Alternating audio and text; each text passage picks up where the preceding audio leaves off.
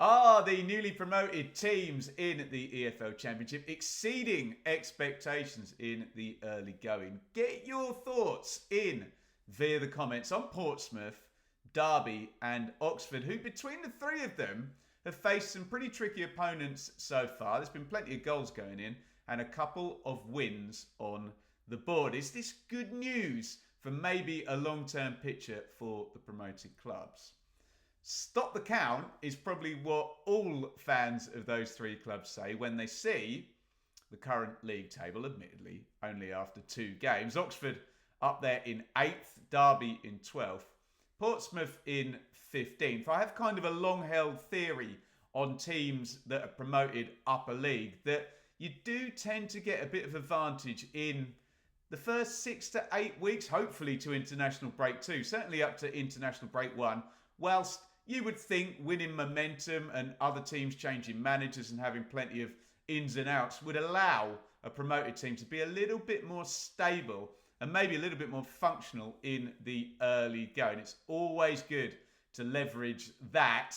Let's be honest, every team wants a nice, steady, healthy points per game consistently all the way through the season. But if it's going to drop, at least leverage in the first couple of months if you are, for example, a team coming up from League One into the Championship. But you tell me, I think everyone would be very happy with that from a promoted side's point of view.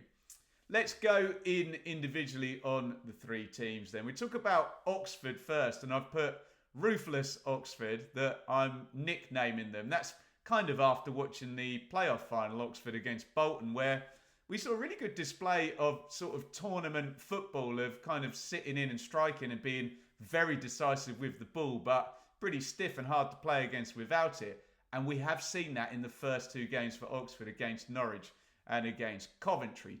Great win for Oxford on opening day against Norwich. Yes, we must put in the caveat that Norwich were a mess, weren't they, with Johannes Torup's first game, the Johnny Rowe kind of incident. And Oxford got amongst it and got themselves a really great win to get off the mark. 3 points, 2-goal margin of victory, clean sheet on opening day, home win as well. Brilliant, brilliant stuff. The game against Coventry was a little bit different, and I've done both of these as watch-alongs, so I've watched all 180 minutes of Oxford so far this season.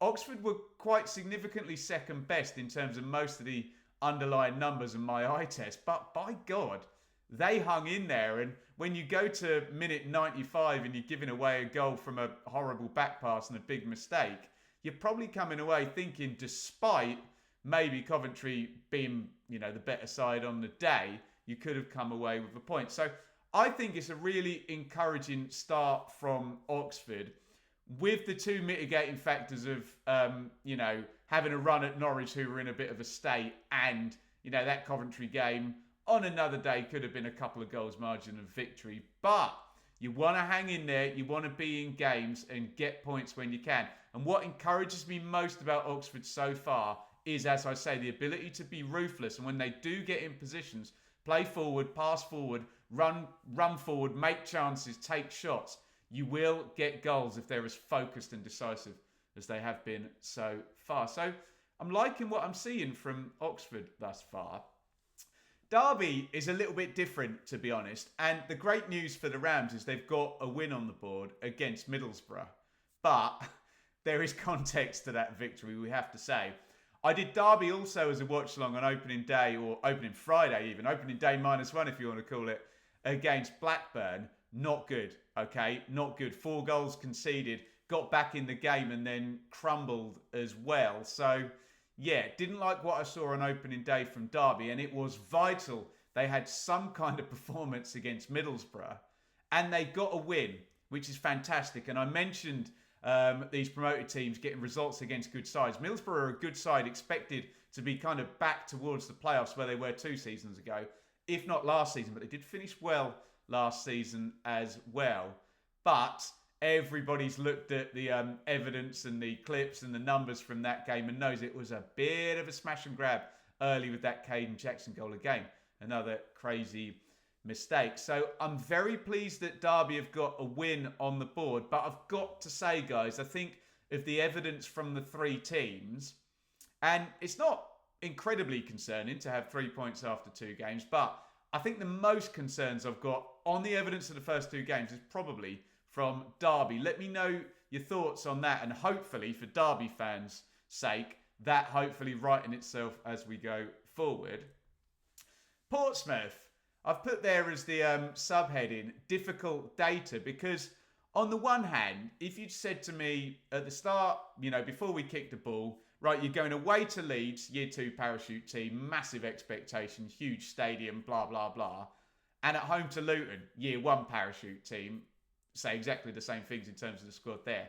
And you're undefeated and you've got 2 points. You would say huge thumbs up for Pompey. That's great. Get through those games. A bit like my team, Ipswich, having to play Liverpool and Man City in the first 2 games of the Premier League. Get through. Hopefully there's not too much damage done and build, and hopefully get some confidence, be in the games. Well, let's be honest, Portsmouth could have beaten Leeds on the one hand because they scored that late penalty.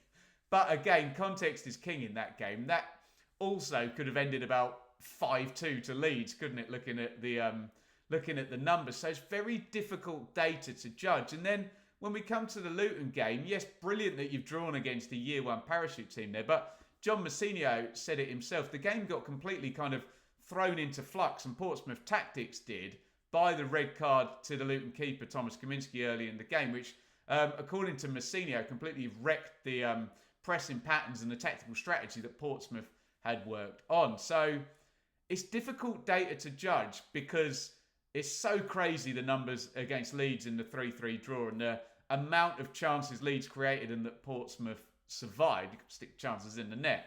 I get it. And then the red card really doesn't give us a lot to go on, despite the fact you're playing 2 parachute teams, you're unbeaten and you've got 2 points, is fantastic on the surface of it. So look, are the 3 promoted clubs exceeding expectations? If we take the league table and 8th and 12th and 15th in isolation, then of course they're massively exceeding expectations.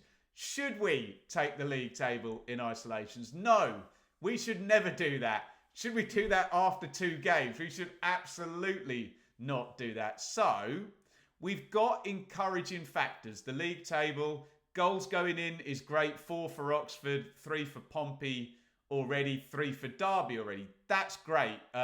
Teams that struggle don't score goals. We know that. That's a fairly simple explanation there.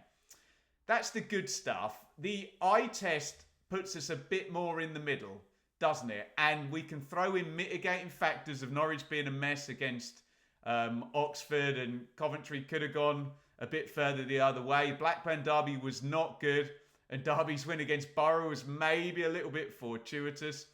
Leeds Pompey could have gone heavily the other way on a different day, and the red card factors in. So I do think we're getting, the new car smell that I call it, where we've got a bit of momentum. These sides are built, aren't they? They are winning teams from last season. Yes, particularly at Derby, it feels like there's lots of new players sort of going in, but that 6 to 8 week momentum is doing something here.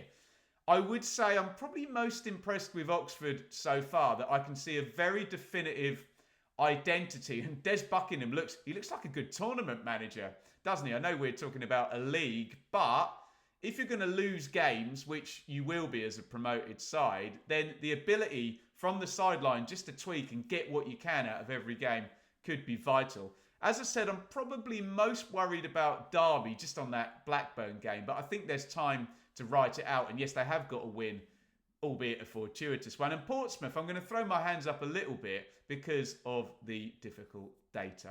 Let me know your thoughts in the comments. We're looking to have a positive conversation on the information we've got so far. It's so irritating for me trying to talk about football in August when you get people trying to shut your conversation down on the basis, ask me after 10 games. Well, okay, I'll talk to you after 45 games and maybe you'll give me an opinion then. Tell me what you think on what we know now. It can be a fun conversation despite limited information. And to the fans that think we, quote, write off the promoted teams, no, we don't. We're having a sensible conversation. Get that emotional strength. You're in the big league now. We want to talk about you. We want to hear about you in the comments. And we have been very complimentary. Let me know your thoughts exceeding expectations or not in the early going?